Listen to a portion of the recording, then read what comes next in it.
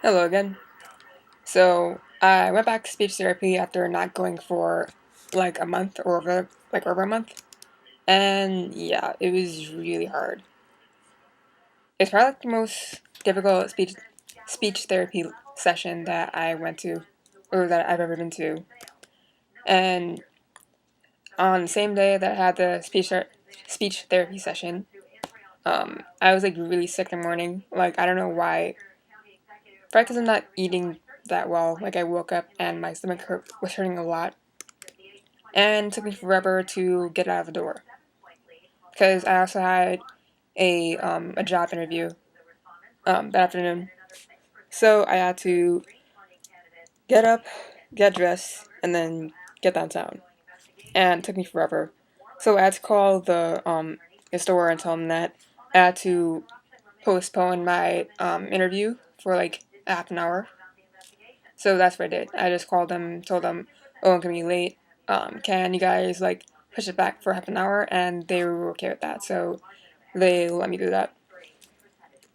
So I went in, and then I was kind of nervous about my speech, but for everything else, because like my friends worked there, I wasn't that nervous. So I went to the store. The interviewer was there. She had me wait for a bit because I guess she was busy. And then I went downstairs because she told me to wait by the bookshelves, and that's where the it's like right next to the like staff only door. So she came downstairs, and then we went outside, and she was really, really friendly. Like, she was, like, happy and smiling the whole time I was there. And also, my friend who works there, he was there as well. And said hi me, and he's like, oh, like, you totally got this. Like, you're gonna get it. You got it. You got this. And that was pretty encouraging. So, I went in, sat down, shook hands with her, and yeah, so she just started asking questions, and I just, like, pretty much knocked them all out. And the really relieving part about it is that like she understood everything I was saying. Like I wasn't speaking too fast. I wasn't speaking like my words weren't being cluttered that much. I wasn't that nervous, and yeah, it was just really pleasant. And like I even made her laugh, which is surprising because like I don't think I'm that funny. So yeah, she asked me all the questions, and then I pretty much telling her that since it's an art store or an art supply store that because of my job as a mentor at my school, it was my responsibility to um, like help students shop for the supplies for their classes because like the students that take our classes at my college, and um, it's my job to like help them find what they need, or they'll order supplies and then we go pick them up pretty much. So yeah, I told her that I was pretty much gonna be comfortable working in a setting where I'm working in an art supply store and I have to help customers find what they need because that's what I do at my first job. So she said it was um, pretty good that I felt comfortable being in that kind of environment. And she told me that um, there's a store downtown. There's another Blick. Um, yeah, that's what the store's called, Blick. It's another store downtown in Soho, and for some reason, like a lot of their employees, like they've been leaving the job, and they're like really understaffed. So she said that they're gonna get their I guess their hiring manager or whatever to come up to the store that I got interviewed at. That's on 20th Street. It's further uptown, and that's gonna be on. That's actually tomorrow.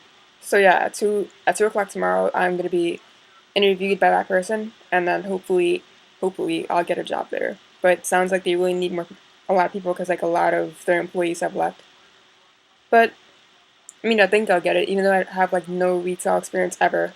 Like every job I ever had was just like working for a program or being a paid intern somewhere, like at an art museum or at my school. So yeah, I have like no retail experience whatsoever, and that kind of worries me. But like I said before, I have experience, helping people find what they need in an art store. So shouldn't be too hard.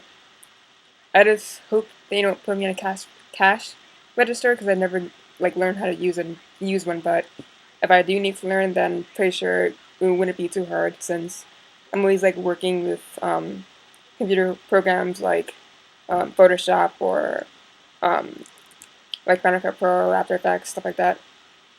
So hopefully it won't be too hard to learn how to use a cash. Uh, see, here we go in. Cash register. Hopefully it won't be, too hard to learn how to use that. So yeah, I think that'll go well. So that means that I have to leave early from my current job and go get interviewed. I already told my supervisor. He said it's good. He said it's okay. So yeah. So after the interview, I went to speech therapy session, and yeah. By then I was like super tired because like I was still feeling sick, and I hadn't eaten anything like all day, so I was really tired. Like my stomach still hurt, and I was just like I was so drained.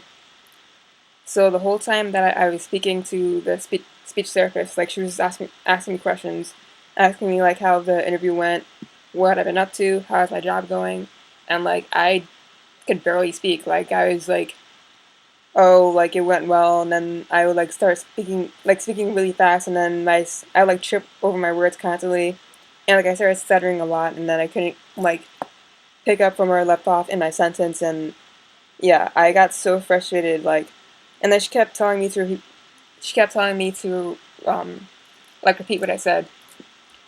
Like, usually, I think I said in my last video that, um, whenever I'm talking too fast, and she wants to, alert me that I'm doing that, she usually raises her hand like this, and that's how I know that I'm speaking too fast. So yeah, she did that pretty much the whole time. Like, I'd just be sitting there talking, and then she'd be like, this, this, like a million times. And I was just like getting so frustrated because like I was thinking to myself like, wow, is my speech like that bad today? And then it got to a point where she said, okay, you have to stop talking, take a breath, think, like count till five, and then speak again. Which to me was kind of embarrassing. I mean, like I know that she's a speech therapist and she's trying to help me, but still, it was like really, really frustrating. And I was like, I kept having to remind myself, like, oh, she's just trying to tell me this is her job. She has to do this. But yeah, it was really hard. And then after my individual session, I had a group session. Usually it's with like three other girls, and they're all younger than me. That's not the embarrassing thing about going to speech therapy at my age. I'm 22 now, and all the other girls who go to my therapist. One of them is like 9. I think the other one's like either 9 or 10, and then I think there's an 11-year-old, or maybe she's like 12 or 13. I don't remember. And then there's the oldest one is 15 or 16. So yeah, I'm the oldest person there, which doesn't make me feel all that great because I feel like I should have gotten speech therapy a long time ago. But I guess it's like never too late for anything, and that's why I'm going now because since I'm like getting out into the real world, I really need to do this before it gets worse. And whenever I'm at work, um, usually the people that I work with, whenever I speak to them, they always have to ask me like, "Oh, can you repeat what you just said? Like I couldn't hear you. What'd you say?" And I feel like that happens a lot too. Like I have to keep like repeating myself, and they have to keep asking me to repeat myself, and yeah, it gets really frustrating. So when the group session started, it was just me and the oldest girl there. I guess everyone else was busy. So I don't know why, but when she got there, like my speech got a little better. I guess it's because like it was less awkward, and I knew that I was the only person there who was required to say anything. And yeah, so we just like spoke about like whatever was going on with us, but we didn't have much to say because there wasn't really much going on besides me working and the other girl was talking about how she wants to take a photography class, but it was filled up. And yeah, she actually wants to take a class at my college, but those classes are like really like high in demand, so they get filled up pretty quickly. So we pretty much just like sat there for maybe 45 minutes because like that's usually how long the group sessions are. And yeah, my speech wasn't that bad then. I don't know why it is, but yeah, it got better like toward the end. And then after that, like yeah, just went home, did whatever I had to do. So yeah,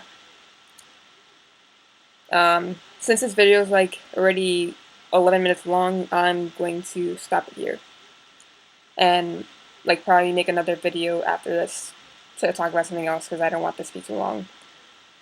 Alright, so I am Alex, aka the Eclectic One, and I will see you guys later.